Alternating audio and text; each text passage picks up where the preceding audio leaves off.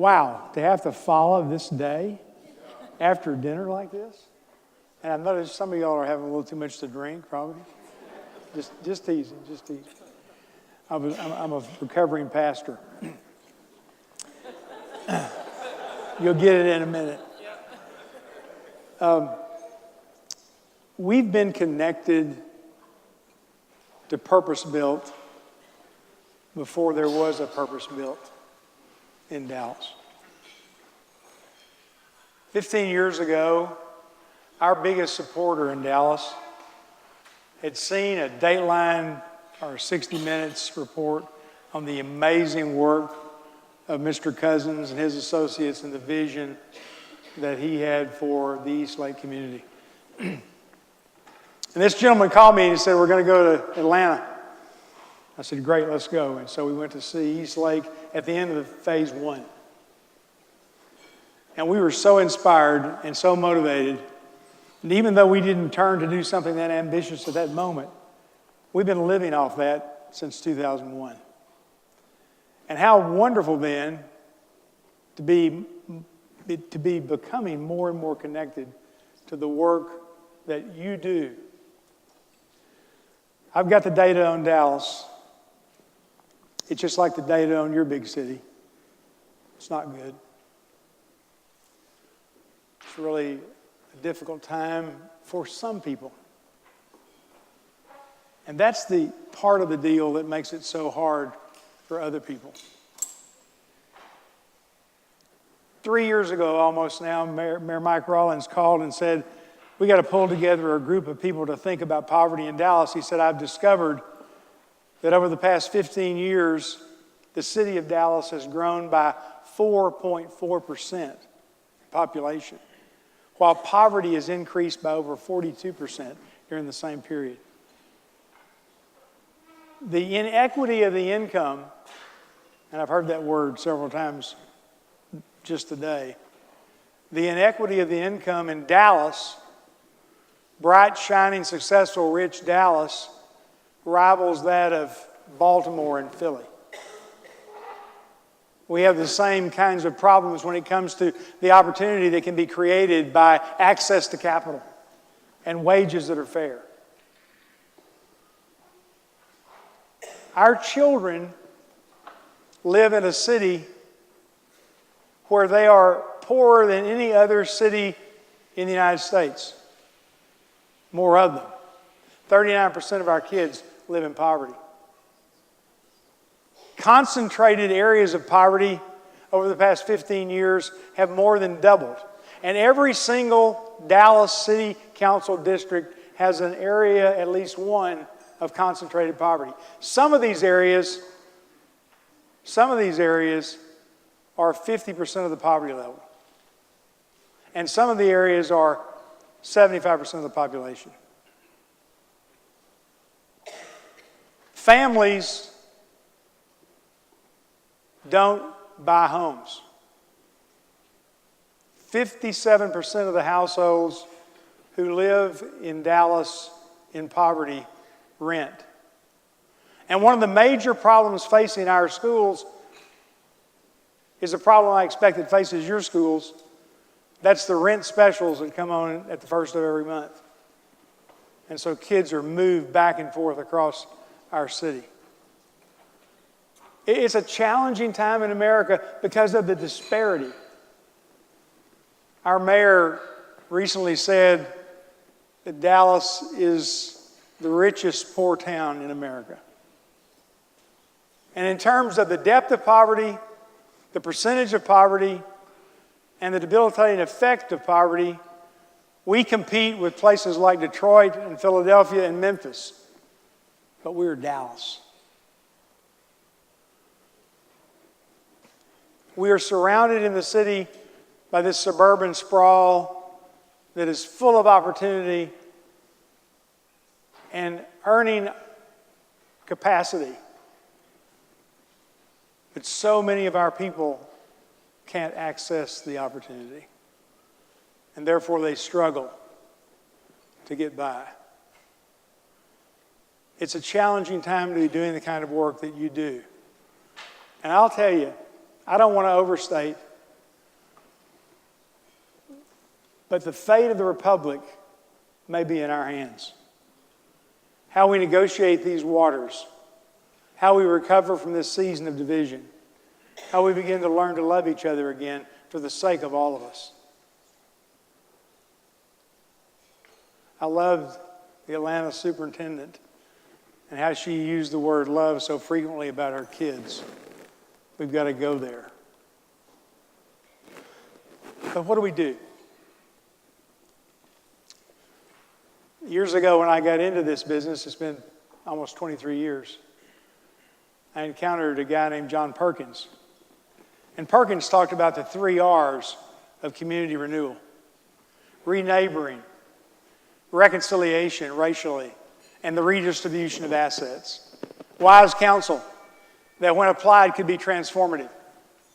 I like what Perkins said. I still do. I like what we're doing in Dallas. We're working with families who need to have skills enhanced so that they can earn more. And we're doing that. They also need income supports that are available. And they don't need to be ashamed of what's out there to help them leverage their families into better positions. And so we help them get that. And we're also doing financial coaching. Not just literacy, not didactic, but the establishment of friendships that allow people to be motivated and encouraged and rewarded and applauded when they begin to develop wealth through savings, deferred gratification, and having a plan because they're worth the plan. And the magic of that part of our program is the absolute amazing friendships that develop between the persons who are learning to handle money differently for the first time and the coach who is so vitally invested in the friendship. And there is a magic reciprocity going on there that drives some amazing stories and lots of success. What you're doing can have impact on this country so deeply at the level of the heart and the soul. And your stories from cities across America are evidence of the hope that we have that things can in fact work again and be better.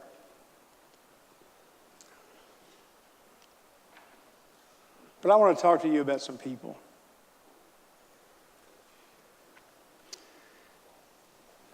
"24 years ago, I was a pastor in a North Dallas church. I was actually, as crazy as this sounds, I was the pastor of the church where I had grown up. Try that gig sometime. That's a trip. I think there's actually biblical warning about how hard that would be. But we've been there 14 years, and things were going well. The church was growing, all the things that pastors typically count. And our church had been very involved in outreach to low-income people in the Richardson area. A fact the Chamber of Commerce didn't want to admit was true. But they were there. And we kind of gained a reputation of being wildly ecumenical for an evangelical group and also turned completely outward to the consternation of people in the church often. So we had this reputation. I used to tell the church right at the end of my ministry, I didn't really know it was the end of my ministry there, but I used to tell my church, I'm believing more and more and less and less. And the things that occur at the margins seem to be more important to me as I develop my faith. And all the stuff that mattered for so long didn't really matter at all as you looked into the pain and the difficulty of the people who were coming to you for help. I think it was because of the church's reputation that this organization called me in 1994 and said, come down and help us do this food pantry. Central Dallas Food Pantry. It was a tough decision. It took me 90 days to make it. Finally, my wife looked across the den at me one night and she said, James, if you really believe all this stuff you're telling us, just take the job. Let's see what happens. And so I did. Didn't have a clue what I was doing. Never had a social work class in my life. Never had a business class in my life except business law in 10th grade. If I had been really honest, I would have put an asterisk by my name on my card that would have directed you to a very tiny little parenthetical statement that would have said something like, beware, this man doesn't know what he's doing. As a matter of fact, I could still print that card. I mean, my training was in Greek and Hebrew and divinity, and my PhD work was at Tulane University in American history, for Pete's sake. I don't have any street savvy, although I did have a church in New Orleans when I went to Tulane. I'll tell you about that sometime. 3 blocks off Canal Street, a wild and crazy place. It prepared me, I think, for this. But I didn't really know what I was doing, so the organization was in a shambles. The wheels had come off. It was a racist mess. People needed to be removed, and so I walk into this thing, and I fired one guy, and one guy moved to Russia to get as far away from me as he could, and another guy who's my dear friend, he had personal problems in his life, and so he had to take a break, and he was gone, and I was there by myself for several months. And I never will forget this food distribution center, this food pantry. You know the drill, giving out food to people who came in to get it, right? And it was populated by 15 to 20 old, white, burned out Park Cities and suburban volunteers who were, by gum, doing their duty to God and country by being there. And they were all crispy critters by the time I got there. And so I would bounce into this system that was what it was, and I'm full of vim, vigor, and vitality, and we're going to solve the world's problems here. And the first thing I do is I go and buy a gigantic coffee pot. And that first day I had my brand new coffee pot, I was so proud. I was making coffee, and one of the longtime volunteers walked over to me and put her arm around me, and she said, "Larry, what are you doing?" I said, "I'm making coffee. I like coffee. I know that our guests who come in to talk about their problems might like a cup of coffee. Maybe we can learn something about each other as we share a little fellowship over the coffee pot." And she said, "Don't you understand that if you make coffee and serve it to these people, they will never go away?"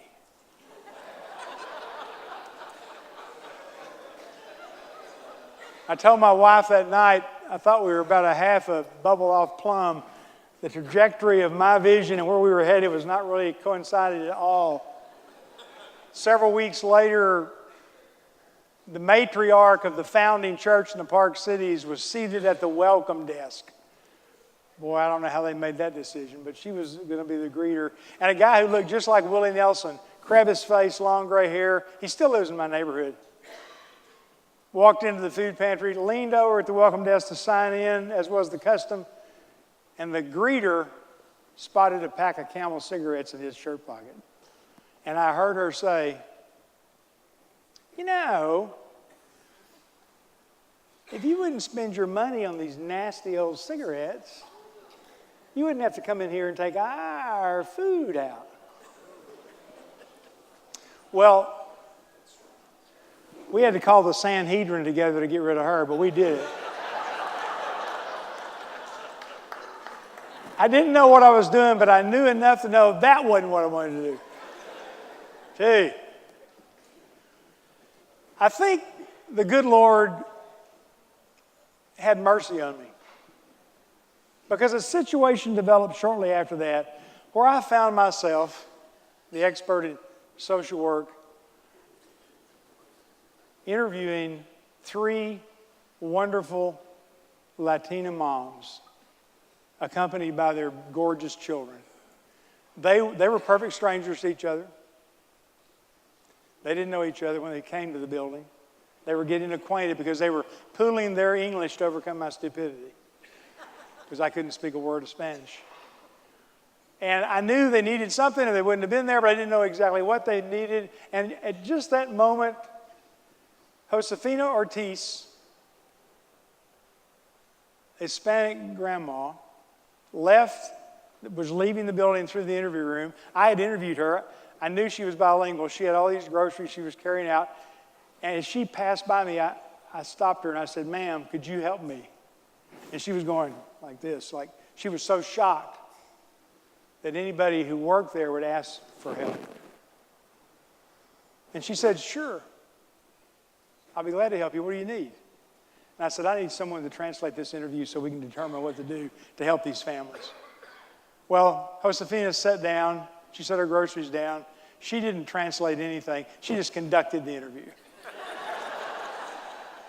She'd been there before. She knew what the routine was. They were thrilled. We paid some rent. We paid some utilities. We provided groceries. The kids were loving and playing with each other. They kind of left in a cloud of smoke. I'm on my knees, literally. But Josefina was a very short little lady, and I was thanking her profusely from my knees. When she got to the door to leave, she had the good sense to look back. Idiot that I am, I didn't realize the asset that was right in front of me and her. She looked back at me, or she turned back to me, and she said, Larry, I'll come back tomorrow if you need me.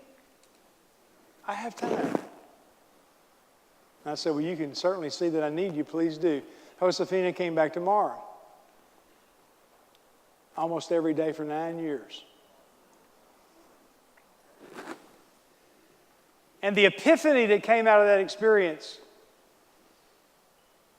was simply that I had no idea what my community needed. And neither did anybody who was running that food pantry for the 6 years before I got there. Furthermore, we couldn't possibly know what the community needed because we were not of it, nor were we close to it. Nor did we trust it, nor did we even like it. Can we talk? Furthermore, when we looked at the community, we only looked at what we perceived to be need, and we only couched that need in terms that were financial. So we looked down upon the community rather than understanding what was really there. That afternoon, I'm looking out my window from the second story of this building where my office was at the time, and there were people everywhere. People trying to avoid drug deals. There was a cocaine campground right behind us and a crack house right across the street, and people trying to avoid that, and people trying not to avoid it. People on the payphone at the corner. If you don't know what that is, I'll tell you afterwards. People everywhere. And it occurs to me that we are neglecting to recognize the wealth of the community simply because it's not green or silver or copper or nickel. The wealth of the community cannot be quantified financially. But there is wealth there, social capital, innate intelligence about how to survive, and an understanding of how things should be on the terms of the community itself. I was so stunned by how wrong we were that we changed our culture in 45 days. Right beneath a little line that said, is there anything about which we might pray with you today? We added one simple little statement. Could you come back and volunteer? And we went from having 15 to 20 burned out old white guys like me and women, 15 to 20. We went from having that group of burned out folks to having about 300 wild and crazy community people who knew the score on the street, in the neighborhood, in the schools, downtown, and everywhere else, and who now became for us a 24/7 think tank. The thing that I heard most often that was so hurtful was this assessment from cynics. Larry, don't you know? They're going to steal you blind. And finally, I came up with this line that I still believe with all my heart. You know, you're right. In this business, there is some theft. But I've noticed it's one of two kinds. It's either canned corn out the back door or human dignity stolen at the front door. I'm going to go. Thank you. I'm pitching my tent with a canned corn cartel. Because I know through respect and love, we can straighten all that out. But the human dignity pirates are not coming up in here ever again. Not as long as it's on my watch. And we've held to that as a principle of operation. We believe that everybody's rich and everybody's poor, just in different ways. We believe that everyone's worthy of respect, and respect is the great change agent of social reality. We believe that people, given the resources and the opportunity to change their lives, can do it right well on their own, thank you very much. And I learned early on that, you know what, people don't need me. You know, everybody needs everybody, I get that part. But people don't need me, they need a fair shot. They need a chance. They need a mulligan, maybe in some cases. They need a fair and just economic system that doesn't game the poorest out because they happen to be weak and compromised. And all that applies to that little corner food pantry that became for us, as I said, a 24/7 think tank about what we should be doing. One of the first things that was said, once people trusted we were listening, it took a while. Of course, the fact that all those old volunteers, with the exception of one couple, all left, and we didn't have any more welcome desk experiences like we'd had before, right? And now we've got community people running the show. They began to tell us what to do. One of the first things they told us was, we need representation legally in the civil law courts of Dallas County. We can get the criminal. It's not that bad comparatively. But we have no voice in civil law courts. So we have 4 full-time attorneys who do nothing but represent clients who really, I'm sorry, kick butt in court. We just don't lose. 90% of our law practice is family law, protecting women and kids and families. And it's been one of the best things we've done. Well, of course, the community said, go do it. The community said, expand the medical work that was a little 3-hour triage, good for volunteers thing on Thursday night, with all good intentions, to develop in a partnership with a major healthcare system so that you go from 3 hours a week to full time and on Saturday in the evenings. We've had to cut some of that back, but we're going back toward that very model. One of the things we heard people say again and again and again is, we need housing. Our housing is substandard, it's not safe, it's not environmentally friendly, we need help with housing. And so we developed a strategy to get us into housing. And I was telling someone earlier, one of the challenges in Dallas is, in the inner city, the problems are so pervasive and so broad and so deep that it's hard to figure out what neighborhood to go to. And so we've developed housing all over town. We've done over 1,500 units of housing development, or we control some of those in other ways. 600 of those units are for formerly homeless persons. And we currently are about to open the Cottages at Hickory Crossing, which is a tiny home development of 50 single-family homes for the most expensive homeless persons to Dallas County. And by that we mean we know the names of the top 300 consumers to the county of services. They average costing Dallas County over $40,000 a year to stay outside. We've built a community of 50 small homes that are really, really cool, with a services building, concierge staff, mental health services, everything people need to come off the street from that chronic state of homelessness, the hardest to house, and have a great place to live. Less than $15,000 a year. Doing the right thing is almost always the best thing.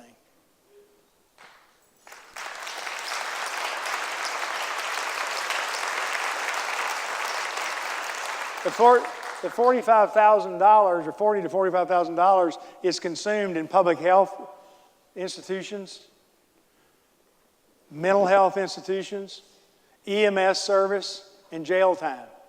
To live in one of these houses, you got to be chronically homeless, disabled, with some presenting mental health issue, and you have to have had time in jail. A lady told me not long ago, well, Larry, I guess I'm going to have to go out and rob a bank to get into the house. So don't do that. I think we can work with you on something else.